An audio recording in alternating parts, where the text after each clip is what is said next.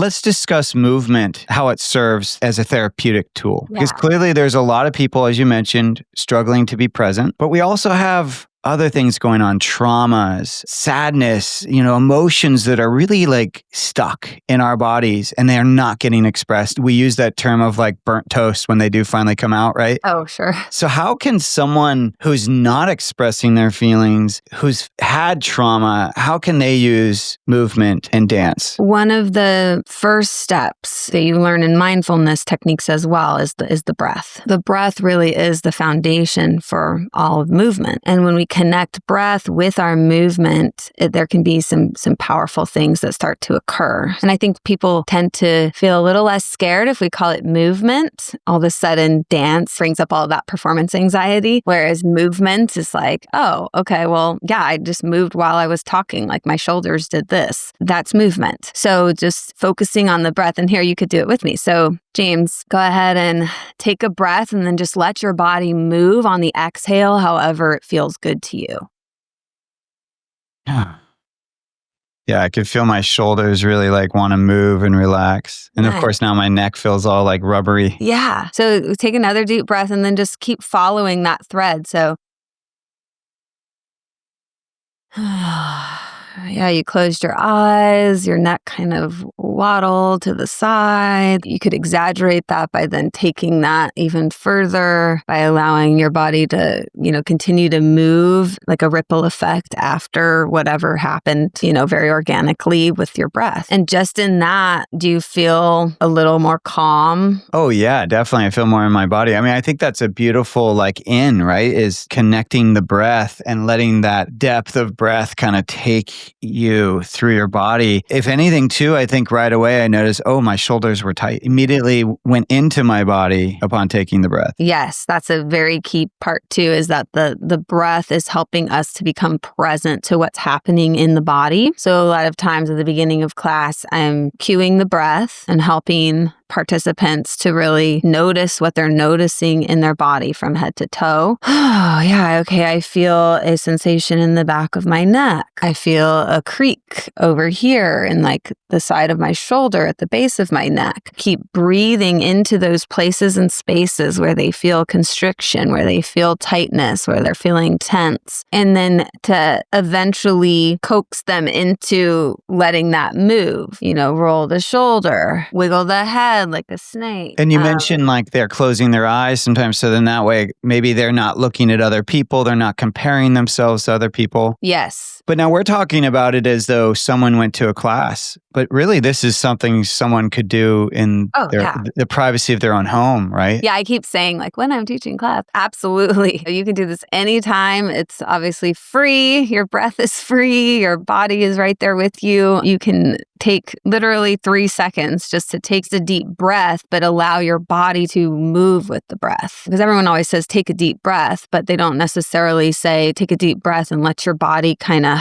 like let go. And shaking is a somatic technique that's very common in the animal kingdom. You see tons of animals get up and shake off really quick, whether it's just after a nap to kind of, all right, I'm up. Or if it's actually like a predator, that tried to chase them and then they have a little bit of trauma stored in their body, but let's say they safely escaped the threat, then you'll see zebras, antelopes, all kinds of different gazelles do this whole like shake off pattern in their behavior. Scientists believe that is them shaking out some of the fear response, the trauma, the nervous system response. You just mentioned somatic, and I know that's something you specialize in. Can you talk about what is somatic movement? Yeah, so soma is the body, and so somatic is just an embodied approach to these therapeutic methodologies. So I'd say it's like the combination of mindfulness practices with the body. You'll see things labeled somatic healing or somatic arts. Even massage therapy can be put in that bucket, but I'm mainly using it with dance movement. It is technically different, different from dance, right? In the sense that dance might have a connotation or an association with it, whereas somatic could be any movement. It doesn't have to be with music. It could be any expression, right? Exactly. Sometimes I'll have clients just,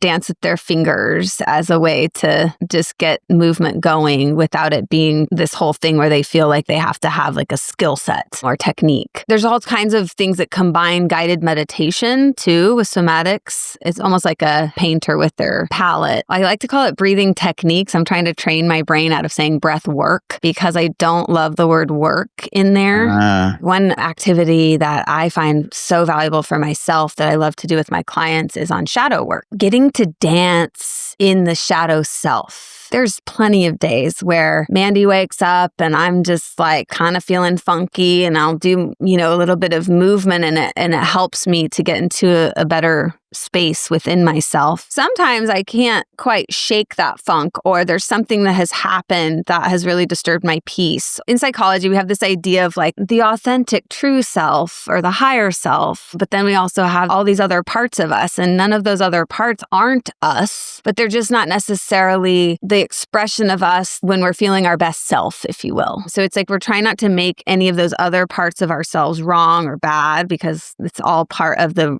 full range of the human experience. And at the same time, no one really loves to hang out in depression and no one really loves to like hang out in anger all the time. I mean, in many ways, that's true for people across the board. I mean, I think we have not only an obesity epidemic, we have a couch potato epidemic where people are so used to not using their body for movements beyond function. It's almost like they're the tin person from Wizard of Oz. They need their joints to be oiled. Because for many people, the last time they danced was probably prom night or even their wedding night. It sounds like maybe a first step is breath, but where does one go? What are some good first steps that a person can take who's feeling that kind of like rusty body and who's feeling intimidated by watching Look Who's Dancing or whatever those shows are and just feeling like, well, they have to be a high performer. So they're not even giving themselves the grace to just take a first step. That's true too. As a species, we're hardwired to, crave fat and sugar and rest as much as we possibly can. I mean, if you really actually look at a lot of animals, they're grazing, they're lying in the pasture, they're chilling, they're hanging out, they're just taking it all in. And then when they need to hunt, they go do that. But the amount of time they actually spend hunting is a lot less than they spend chilling. It's not necessarily, a bad thing, but we're hardwired to just chill also. And so there is this interesting, I think, relationship where the rubber kind of hits the road a lot with telling ourselves we need to do all of these things to either be productive or contribute to society or to keep up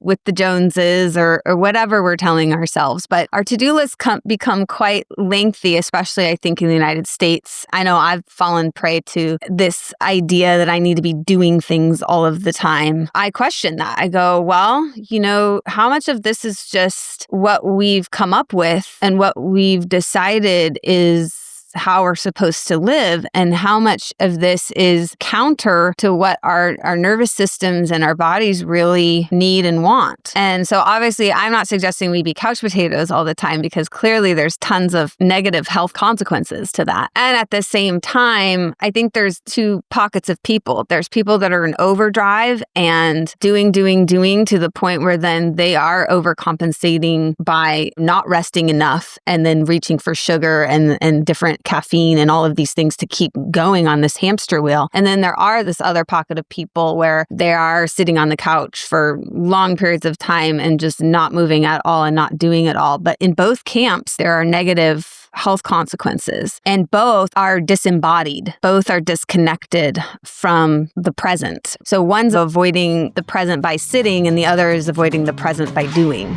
If you enjoyed the clip from the podcast, make sure to check out the next video up here or head over to watch the full episode down here. And before you go, don't forget to hit the subscribe button. Come on. Yeah, thanks for watching.